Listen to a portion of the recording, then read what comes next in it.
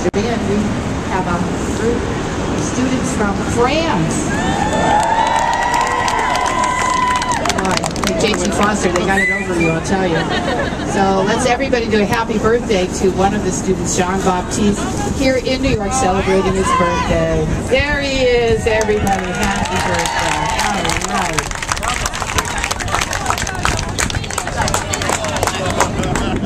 Happy birthday to you. Can you do that in France? You sing happy birthday?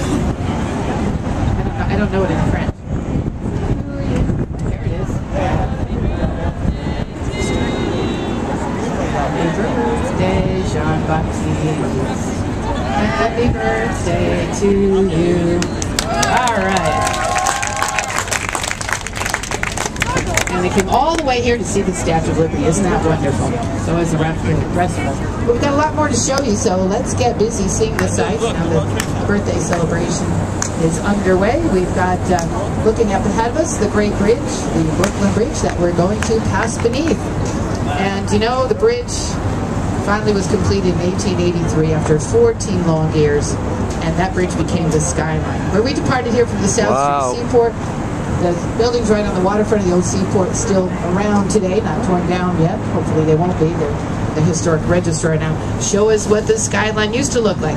Maybe like the skyline of your city or town back home, where you don't have all the skyscrapers.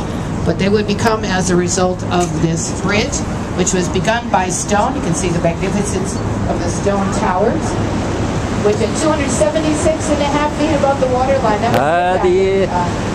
هذا جسر بروكلين بريدج اللي مبني سنة 1883. Was finished with steel, 14,000 miles of steel. يعني لما كنا اجدادنا وبياتنا كانوا في المغاير عايشين كان هانوا يعملوا في هذا الجسر. 1883. Of skyscrapers, that tiny little island, it's 13 miles long, that wouldn't have happened without the steel age for sure. And so this bridge would have led to Brooklyn, as it still does, but the city probably would have grown up over there. They're on a bigger island.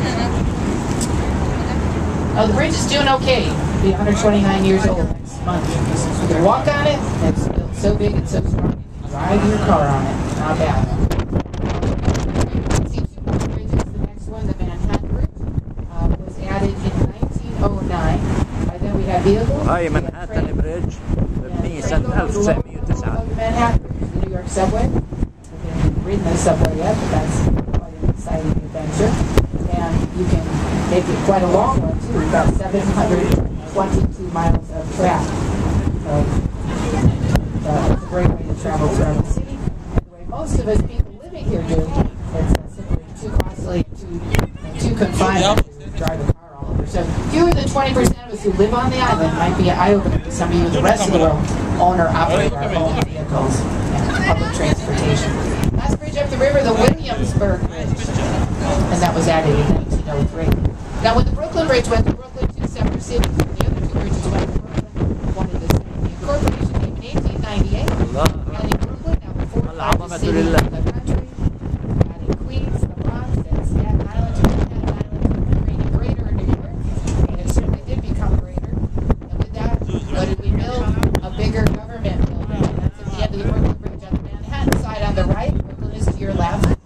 The building with a golden statue on the top is the municipal building added in 1914 across from City Hall, which dates back to 1811, which you don't see because it's tiny like the buildings on the waterfront of the South Street Seaport. The skyline continues to change. Look at the shiny new silver tower on your right, Frank Gehry's latest addition. Residential tower, house at the top. A two-bedroom apartment there can easily set you back over $5,000 a month for a rental.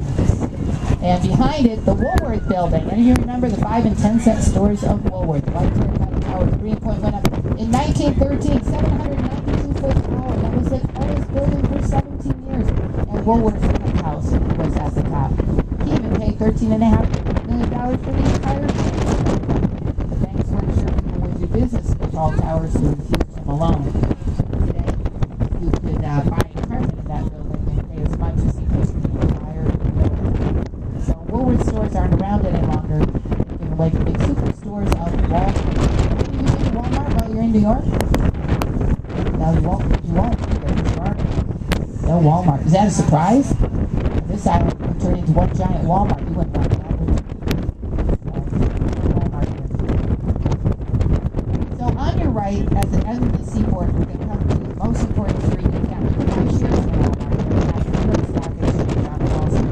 Coming up between the first two old buildings on the right up to the one with the green glass trim on it. You've got Wall Street. You can see a spire of an old church. There it is now, framed in the space between the buildings. You know the church from the movie National Treasure. That's Trinity Church. And right one block in from it, the New York Stock Exchange, where it's been located since 17.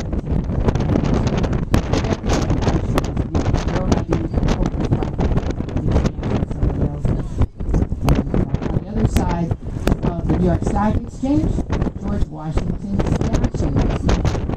Exciting scene, first inauguration was in 1789. Right here in New York City, George Washington became president. There was no Washington, D.C. That site was chosen by Washington as president. So a lot of history in that little street. It's a 12-foot high wall. The wall put by the first Amsterdam. At the latter 1600s, the Dutch flag was down. They were still here trading. They came here for deals. What New York is all about today, so that traders from all over the world, the World Trade Center, has evolved here. And of course, the financial colony. We became an English colony, getting our so in 1789, with limited transportation out of George Washington gang, it certainly wasn't by helicopter. It was by a rowboat, docking at the foot of Wall Street.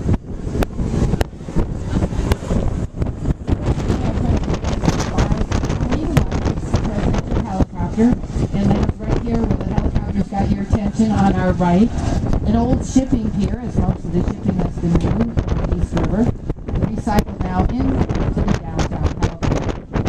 You can always tell it's not a helicopter. Why? That's one time I think that everything New York comes to a standstill. New York, the recognition here, the city that never sleeps, always on the move, run. But not when the president comes to town. For a few moments at least, everything comes to a stop. So it is a weekend, and there are a lot of sightseeing helicopters here. If you have $150 burning a hole in your pocket, you could take a ride. That's about the lowest cost for a 15-minute ride. And if you run out of money after that, you can just walk down from the heliport to the ferry terminal just ahead. If you have no money left, you can at least take a free ride to one of two islands. Governor's Island, which is ahead of us, between Brooklyn to the left, Manhattan to the right, and all the way past Governor's Island, Staten Island. Those ferry rides are free, so don't go away saying that New York is really expensive. If you look hard, you can find some free things here today.